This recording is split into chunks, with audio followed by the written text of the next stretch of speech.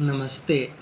इस कालांश में कक्षा द्वादश के छात्रों का स्वागत है। आज हम पाठ पढ़ेंगे मातुराज्ञा गरीयसी। यह तृतीय पाठ महाकवि भास के प्रतिमा नाटक से उद्धृत है।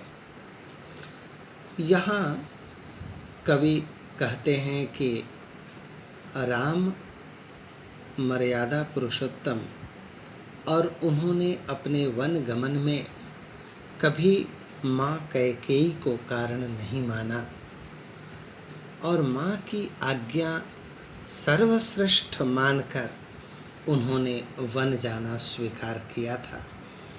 तो मातुः आज्ञा, माँ की आज्ञा गरीयसी सर्वश्रेष्ठ है, ऐसा इस पाठ में दर्शाया गया है। हम लोग पढ़ते हैं यह पाठ मातुराज्ञा गरीयसी। प्रवेश करके कांचुकी कहता है, परित्रायताम कुमारः, रक्षा कीजिए कुमार। राम, आर्य, कः परित्रातव्यः, कौन रक्षा करने योग्य है? कांचुकीयः, महाराज। रामः, महाराजः इति, राजा ऐसा, अर्थात राजा रक्षा करने के योग्य हैं। आर्य, हे आर्य, ननु वक्तव्यम, जरूर बोलिए। एक शरीर संक्षिप्ता पृथ्वी रक्षितव्या इति, एक शरीर में स्थित यह पृथ्वी रक्षा करने योग्य है। अथ या फिर कुतः उत्पन्नोऽयं दोषः, कहाँ से उत्पन्न हुआ यह दोष? अर्थात कह क्या रहे हैं आप? क्या आपको ये स्पष्ट रूप से समझ में आ रही है बात कि किसकी रक्षा करनी है? कांचुकीय, स्वजनात्, अपने लोगों से रक्षा कीजिए। राम, स्वजनात् इति, अपने लोगों से ऐसा। हंत, उफ, नास्ति प्रतिकारः, इसका समाधान नहीं है। प्रतिकारः, समाधान, इसका समाधान नहीं है। राम कहते हैं, शरीरे अरिहि प्रहरति हृदये स्वजनस्तथा, कस्य स्वजन शब्दों में लज्जाम उत्पादयिष्यति। अरिहि शरीरे प्रहरति, जो शत्रु होता है, अरिहि शत्रु, वह शरीरे प्रहरति, शरीर पर आक्रमण करता है, प्रहार करता है। लेकिन स्वजनः, लेकिन जो अपने लोग होते हैं, संबंधी होते हैं, हृदय पर आक्रमण करते हैं। तब तो मैं स्वजन शब्द, मेरा यह स्वजन शब्द, मेरा यह स्वजन, अपना, अपने लोग, यह शब्द कस्य लज्जाम उत्पादयिष्यति, किसकी लज्जा को उत्पन्न करेगा? अर्थात मेरे इस स्वजन शब्द से कौन लज्जित होगा? कांचुकीयः, कांचुकी कहता है, तत्र भवत्यः कैकेय्यः, तो वे पूजनीया कैकेयी का। रामः, किमम्बायाः, क्या माँ का, माँ से? तेन ही उदरकेण गुणेनात्र भवितव्यम, उससे तो परिणामकारी, परिणाम से युक्त गुण ही यहाँ होने चाहिए। अर्थात माँ के द्वारा उठाया गया हर एक कदम परिणाम पूर्ण होगा और उस गुण से परिपूर्ण यह होना चाहिए। कांचुकीय कथमिव, ये कैसे? रामः राम, श्रूयताम, सुनिए।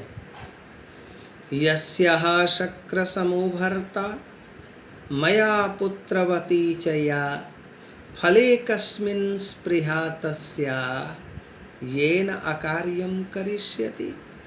यस्याः, जिसके, शक्र समो भर्ता, इंद्र के समान पति है, और मया पुत्रवती चया, और जो मेरे जैसे पुत्र से युक्त है, अर्थात मैं जिसका पुत्र हूँ, मुझसे जो पुत्रवती है, ऐसे फले कस्मिन् स्पृहा तस्याः, किस परिणाम में उसकी इच्छा होगी, जिससे येन, जिससे अकार्यम करिष्यति, अकरणीय कार्य वह करेगी।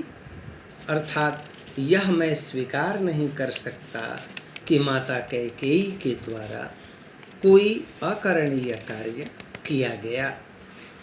इसके बाद कहते हैं कांचुकीय कुमार, अलम उपहतासु स्त्री बुद्धिषु स्वमार्जवम उपनिक्षेप्तुम।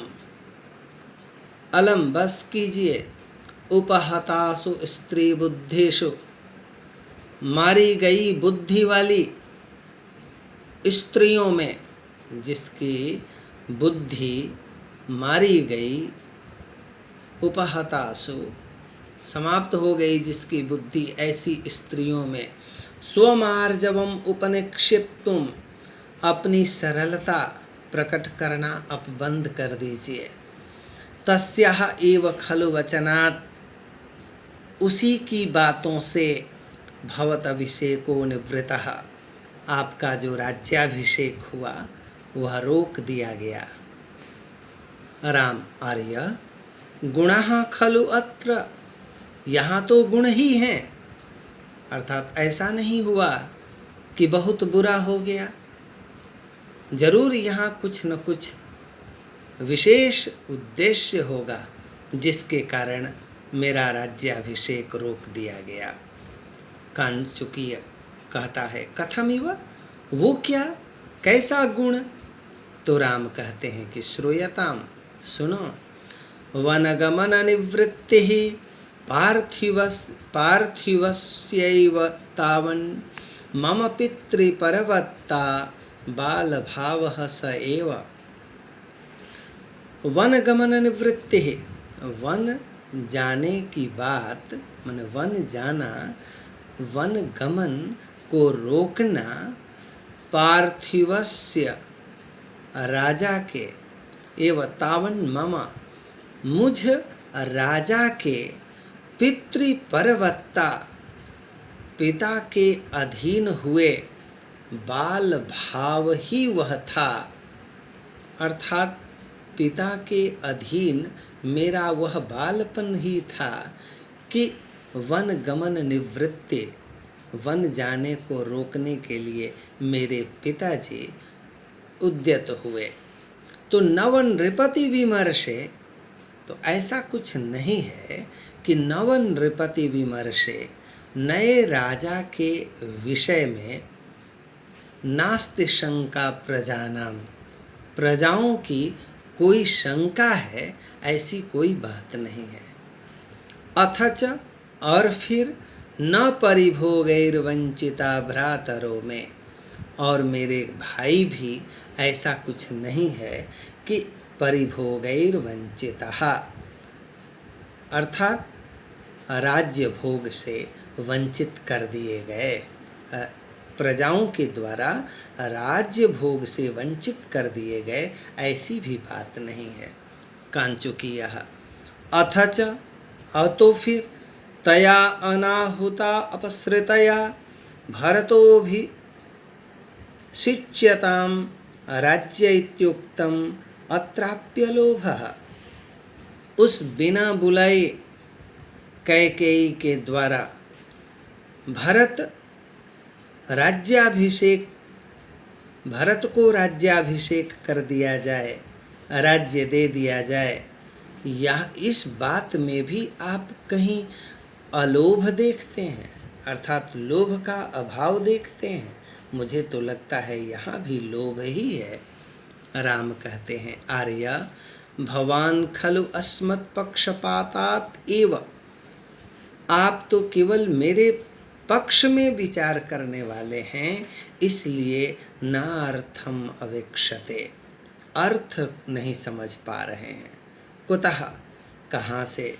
शुल्के विपणितं राज्यं पुत्रार्थे यदि याच्यते तस्याह लोभोऽत्र नास्माकं भ्रातृराज्यापहारिणम्।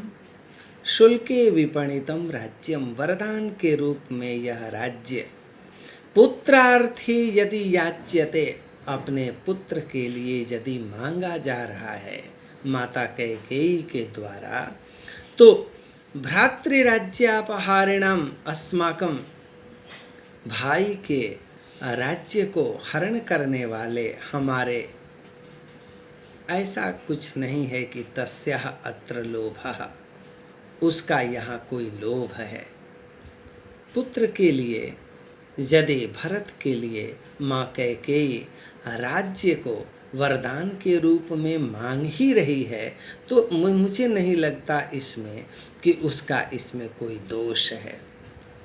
अर्थात इस घटना को सुनकर भी कि पुत्र भरत को राज्याभिषेक हो और राम को वनवास, राम के मन में तनिक भी माँ कैकेयी के प्रति कोई अशुभ चिंता नहीं हो रही है। यह आदर्श हमारे राम कथा रामायण में ही प्राप्त होता है। इसलिए हमें राम के इस चरित्र को अवश्य ही सुनना चाहिए, समझना चाहिए और जीवन में उतारना चाहिए। आगे क्या होता है हम अगले कालांश में देखते हैं। धन्यवाद।